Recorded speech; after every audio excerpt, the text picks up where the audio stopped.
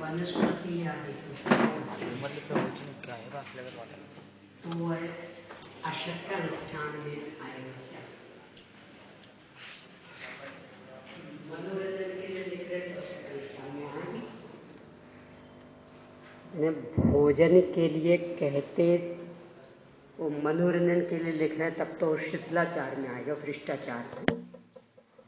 भोजन के लिए यदि तोड़ रहे होते अप्रतिष्ठित तो अशक्त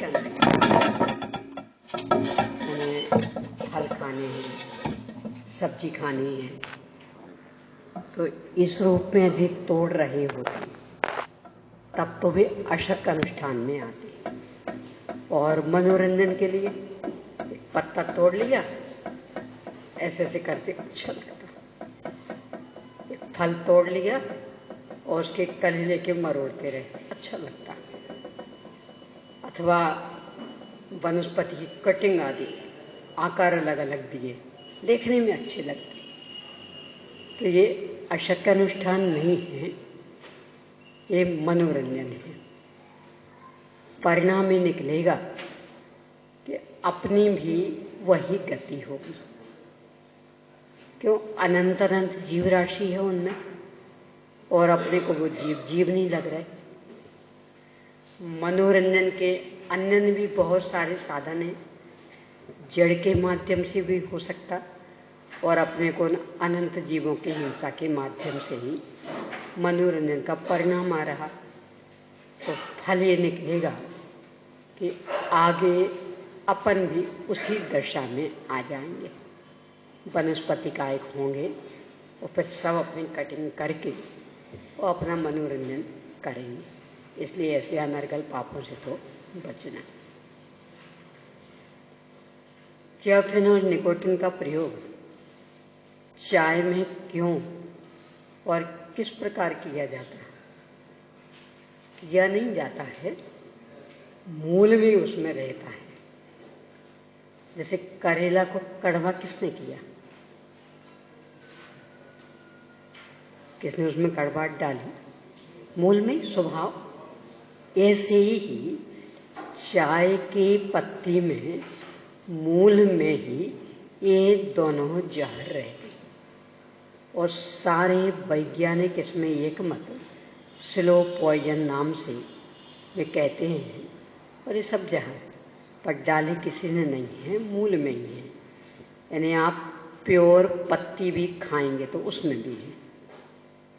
चाय की सूखी और उबली हुई तो अलग ही बात है, प्योर वो चाय की पत्ती खाएंगे तो उसमें भी है।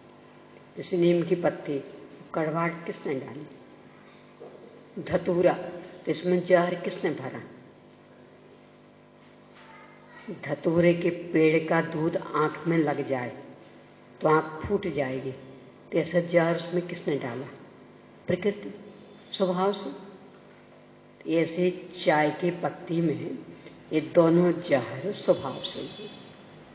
तो जैसे धतूरे से बचते हैं अपन, क्योंकि जानकारी है, ऐसी चाय से भी बचना चाहिए। वैसे भी ये मूल अपने यहाँ का उत्पादन नहीं है, ये तो अंग्रेज लोग लेके आए हैं। भारत तो वैसे उष्ण कटिबंध वाला देश है, यहाँ चाय की आवश्यकता ही नहीं, नुकसान ही देती है चाय। पर अंग्रेज लोग लाए थे और वे तो भाग गए, चले गए, भगा दिया और अंग्रेजियत अपन ने अपना ली, चाय बराबर घुसी। बुजुर्ग ऐसा बताया करते थे कि जब अंग्रेज लोग यहाँ चाय लाए और व्यापार करना शुरू किया तो कोई पीना पसंद नहीं करता था। सबको ये लगता था कि हमने चाय पिया मतलब धर्मभ्रष्ट। तो वे लोग छोटे छोटे से हाथ ठेले उन पर सिगड़ी आदि रख के बढ़िया चाय बनाते, मतलब बढ़िया दूध डाल के, और मुफ्त में लोगों को पिलाते, पैसे नहीं लेते। पी के देखो तो कितनी अच्छी होती, कितनी अच्छी होती। मुफ्त में पिलाते, तो भी लोग छिप छिप करके पीते, कोई देख ना लेवे, नहीं तो कहेगा धर्म भ्रष्ट हो गया, तो छिप छिप करके पीते। ये स्थिति थी। अब वो अपनी शान हो गई।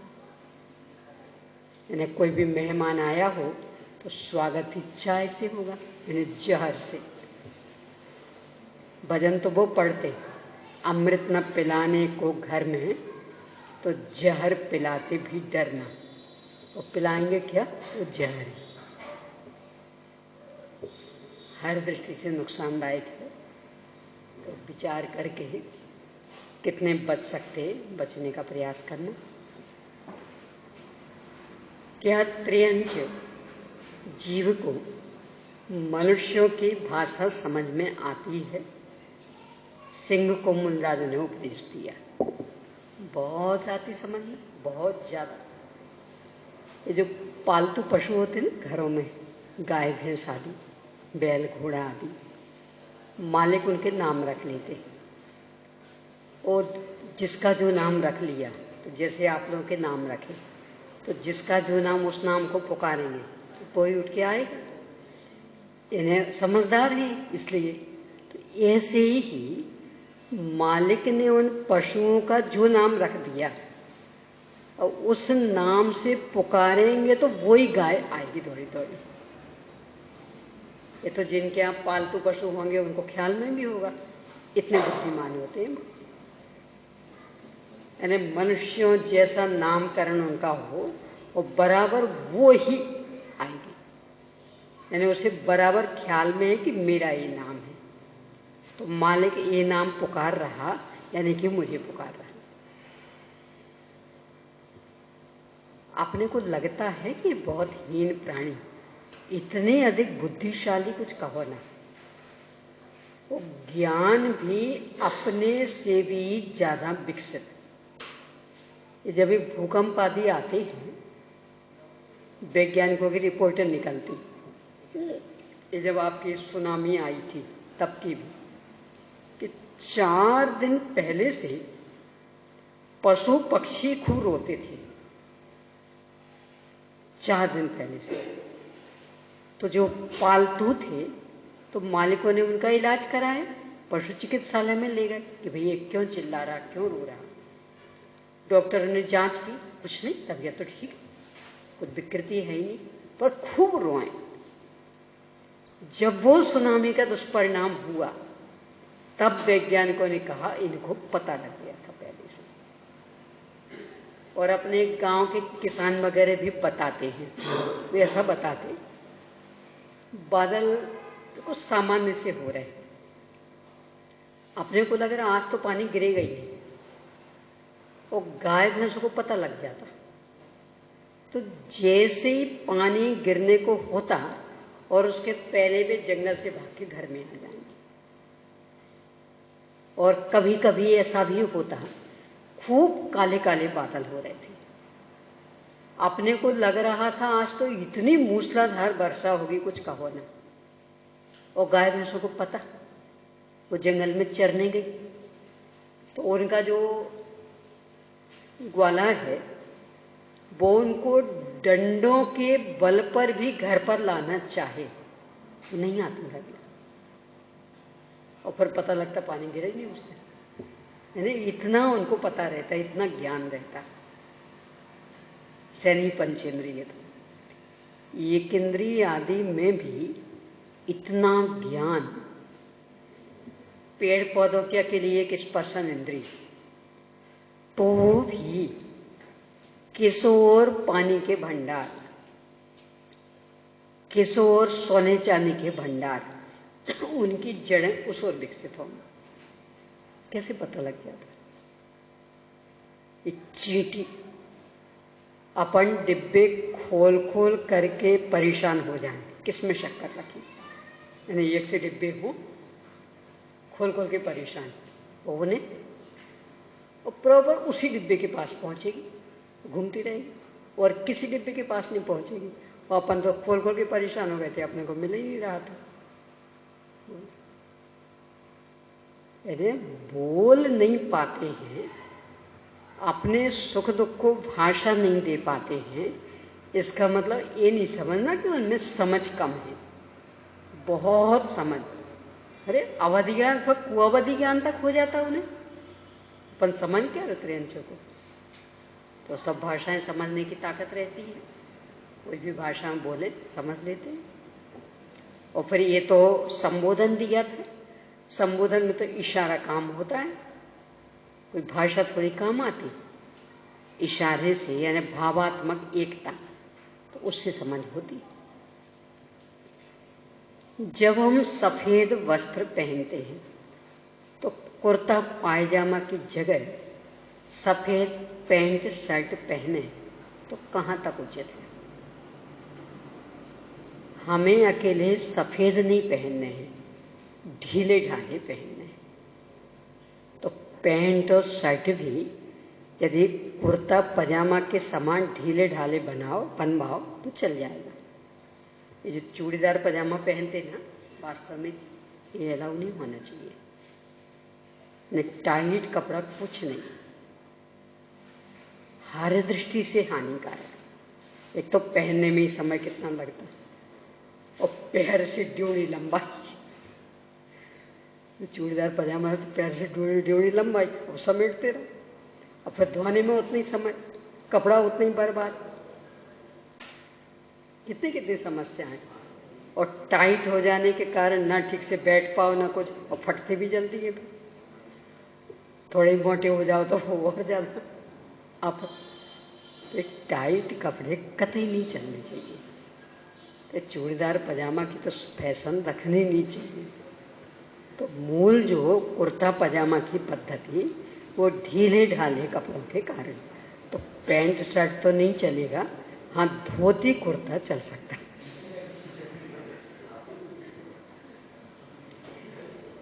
देखो आपको हंसी आ रही, ये भारतीयों की मूल वेशभूषा है। और अपने राजीव गांधी जैसे, पता वो प्रधानमंत्री कितनी उम्र में बने थे? मात्र 42 वर्ष के थे। 42 वर्ष। तो 42 वर्ष में प्रधानमंत्री बन गए। और ऐसे नहीं थे पहले, मूल तो उनका पहले का था तो पायलट। और उन लोगों की वेशभूषा कैसी रहती? हवाई जहाज चलाने वालों की वो थे। राजनीति में कोई ज्यादा प्रवेश था भी नहीं, पर वो तो मां की वैसी मृत्यु के कारण उनको पद मिल गया। तो वो 42 वर्ष का जवान व्यक्ति, और जैसे प्रधानमंत्री बना तो इतना गंभीर हो गया, बराबर धोती कुर्ता। यहाँ राजस्थान में आए थे तो पगड़ी बांध के आए थे, राजस्थानी पगड़ी अलग से चलती ना, तो उसमें। और वैसे भी रहते तो टोपी सिर पे। 42 वर्ष के लड़के ने, क्यों? प्रधानमंत्री हूं, सारा विश्व मुझे भारत के प्रधानमंत्री रूप में देख रहा। तो एक प्रधानमंत्रित्व का गौरव जगे तो इतनी सात्विक वेशभूषा हो जाती, और विद्वत्ता का गौरव जगे तो कैसी होगी वेशभूषा? फिर पजामा कुर्ता छोड़ के पैंट शर्ट। अरे मस्जिद में भी नहीं चलता। उनके अमित सफेद चाहिए, पर अकेले सफेद नहीं चाहिए, वो अलग तरह का पजामा कुर्ता चाहिए। तो मस्जिद में भी सफेद पैंट शर्ट अलाउ नहीं होते। वो जो उनका विशेष प्रकार का पजामा कुर्ता और टोपी, वही अलाउ है। तो अपना ही धर्म का मार्ग उनसे भी गया बीता है, ऐसा सोचना ही नहीं करना। प्रसंग आगे, इसलिए एक घटना और सुनने लायक है, शायद सुनी हुई होगी, पढ़ी भी हो सकती। राजीव गांधी की बेटी प्रियंका गांधी, उसकी शादी का प्रसंग। एक ही बेटी थी, नाना प्रधानमंत्री, दादी प्रधानमंत्री, तो पिता प्रधानमंत्री, तो 3 प्रधानमंत्री जिसके उसमें रहे हों, तो उस बेटी का भी क्या अपना। तो जब सगाई हो गई, शादी की तिथि निश्चित हो गई, तो ससुराल वालों ने पूछा तुम्हारे लिए चढ़ाई के कपड़े कैसे लेके आए, कौन से पसंद करोगे, बनारसी साड़ी की, यूरोपियन साड़ी की, कौन सी। इतना सुंदर जवाब दिया उसने अनुकरणी। मैं गांधी परिवार से जुड़ी हुई हूं, मेरे नाम के साथ गांधी लगा है, और गांधी खादी से जुड़े हुए। शादी के दिन उत्सुकतावश सारा विश्व हमें देखेगा, इसलिए गांधी की खादी की लाज रखने के लिए मैं शादी की पूरी वेशभूषा खादी की पसंद करूंगी, और पूरी वेशभूषा खादी की पहनी। रंगीन थी, सितारे जड़े हुए थे, पर खादी, प्योर खादी। बोलो, अब आज अपनी इन बहनों से पूछेंगे ना, बोलो शादी में क्या पहनना, बनारसी साड़ी, रेशमी साड़ी। सोचो, उसको एक गौरव कि मैं गांधी और गांधी परिवार खादी से जुड़ा हुआ। तो आज जब सारा विश्व हमें देखेगा टीवी पर, वो लाइव रिले करते ना, सब देखेंगे, खादी ही होनी चाहिए। तो शादी जैसे माहौल में पूरी वेशभूषा खादी की पहनी। बोलो, अपने लिए कोई शिक्षा है कि नहीं, कोई सुझाव उसने दिया कि नहीं दिया। आपकी शादी का नंबर आएगा और ससुर पूछे कि पजामा कुर्ता कौन सा सिलवाएं, बढ़िया रेशम का, चमक वाला, क्या कहो, विचार करना। यानी एक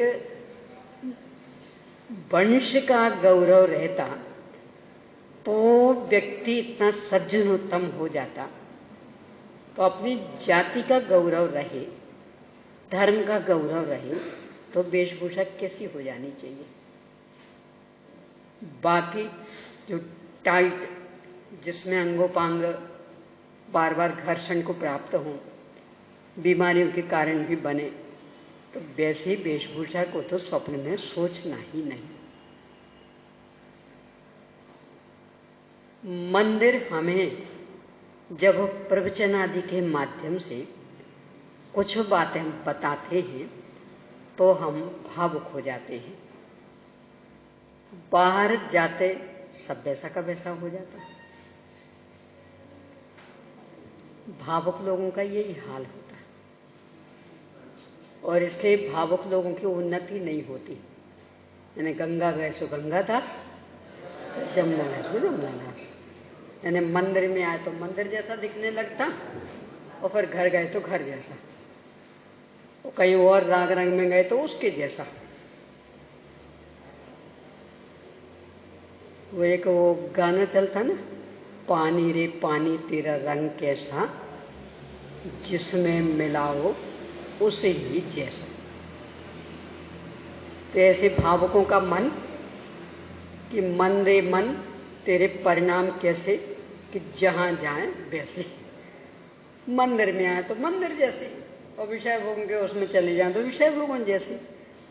ऐसे व्यक्ति कभी कुछ भी नहीं कर पाते, न लौकिक दृष्टि से और न आध्यात्मिक दृष्टि से।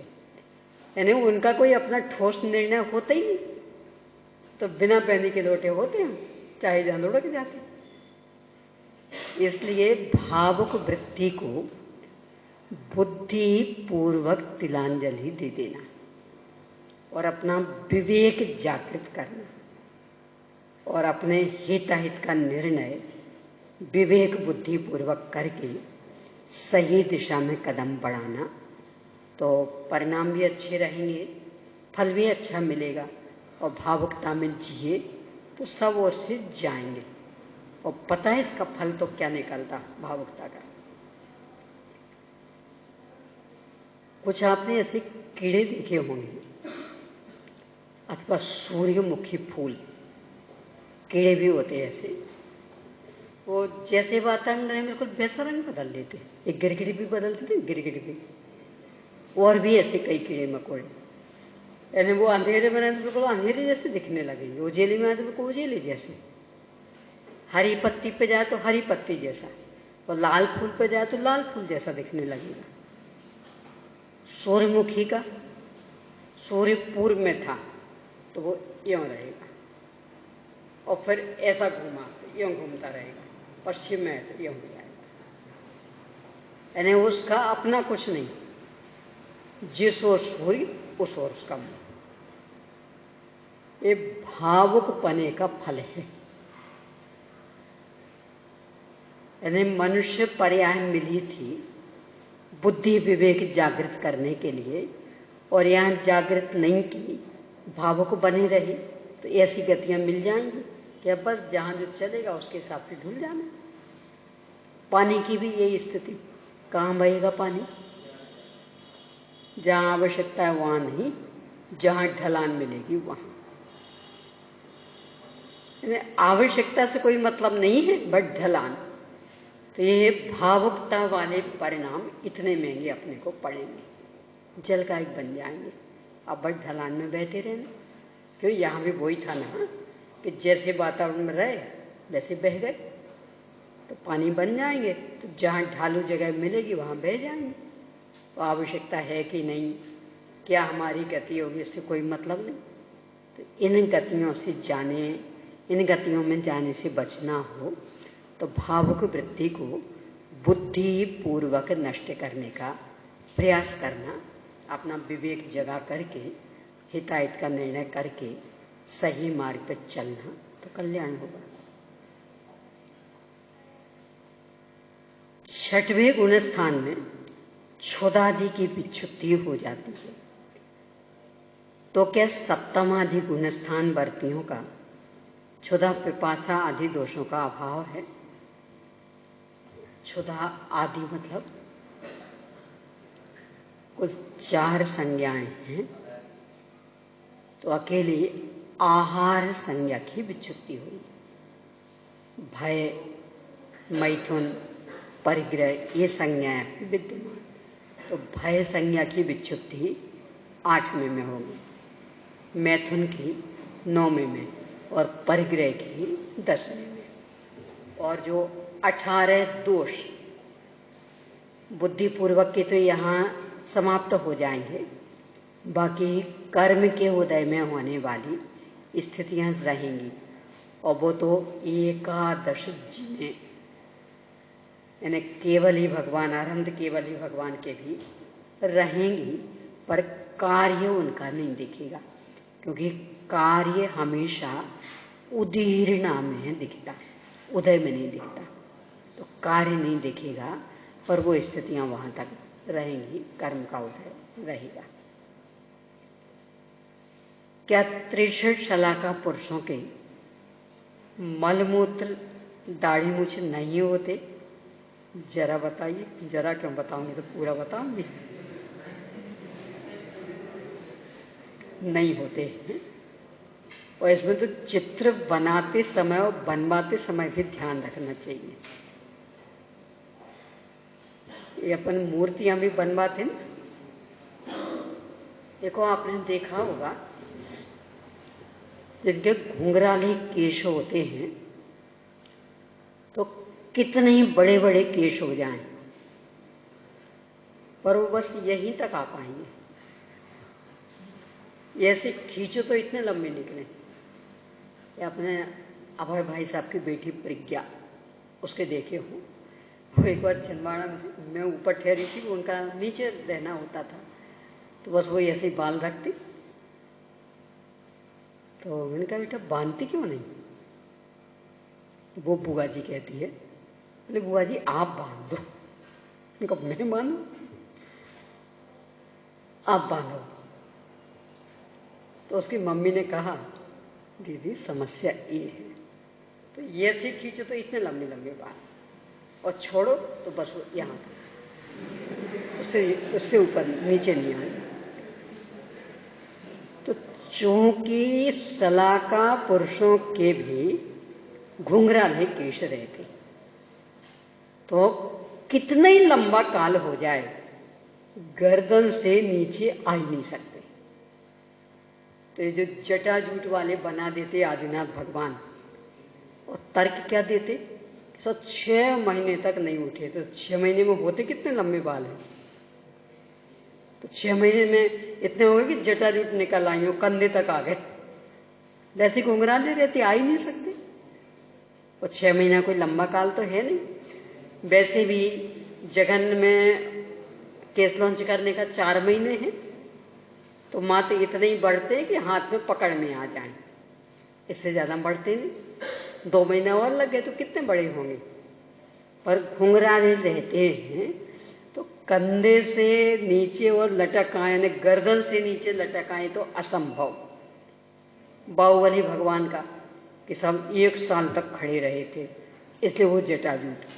तो कंधों तक लटके हुए बाल असंभव होते हैं। जो शलाका पुरुष होते, दाढ़ी मूछे भी उनके नहीं होती। जो रामलीला आदि में खेलते तो कभी कभी बना देते रावण की बढ़िया दाढ़ी मूछे माला। पृथ्वीनारायण था, उसके दाढ़ी मूछे कहाँ से आ गई? और बढ़िया वो ठाकुर जैसी वो ऐंठ वाली मूछे लगा देंगे, ना उनके होती ही नहीं। ना निहार, यानी जितना जो खाएंगे सब पच जाएगा, और ना दाढ़ी, ना मूछ, ना पसीना आना, ये सब कुछ विकृतियां नहीं होती। तो अपन जो चित्र वगैरह बनाते, इसमें भी ध्यान में रखना चाहिए। मूर्ति बनाते, उसमें भी ध्यान में रखना चाहिए। कभी नाटक आदि किया तो उसमें भी ध्यान में रखना चाहिए। इतना ही क्यों, एक और, रामचंद्र जी का रंग कैसा था? श्याम वर्ण, है ना। बलभद्र हमेशा गौरवर्णी होते और नारायण हमेशा श्याम वर्णी होते। ये अनादि अनंत नहीं। और है भी, जैसे बलदेव बलभद्र थे गौरवर्ण, कृष्ण नारायण थे श्याम वर्ण। पर हिंदू संस्कृति में राम लक्ष्मण में उल्टा हो गया, राम को नारायण जैसा मानने लगे, तो उनने नारायण मान के श्याम बनाया। उनने तो गलती नहीं की, पर अपने यहाँ तो बलभद्र हैं, वो अपने यहाँ नारायण तो है नहीं। तो अपने को तो बुद्धि रखनी चाहिए थी, तो अपन भी राम की फोटो बनाएंगे और श्याम बनेंगे। ये अनादि अनंत नियम है कि बलभद्र हमेशा गौरवर्णी होंगे और नारायण हमेशा श्याम वर्णी होंगे। ये भी विवेक रखना चाहिए। तीर्थंकर तो 5 वर्णी हो सकते हैं। पृथ्वीनारायण का स्पष्ट उल्लेख ऐसा नहीं आता, पर बलभद्र नारायण का स्पष्ट है।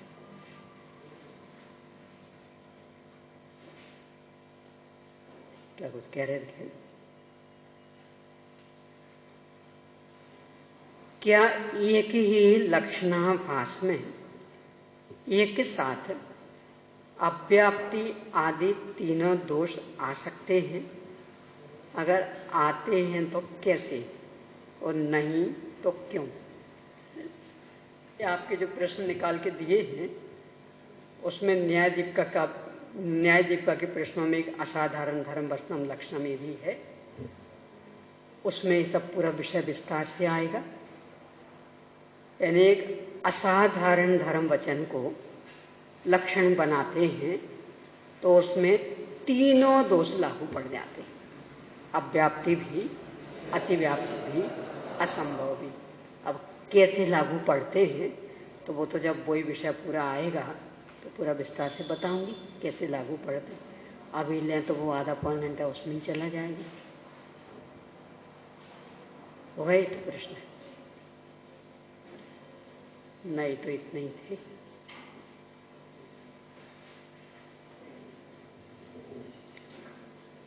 वो पुरानी कॉपी मिली है, उसमें खूब सारे लिखे थे, ये तो इनमें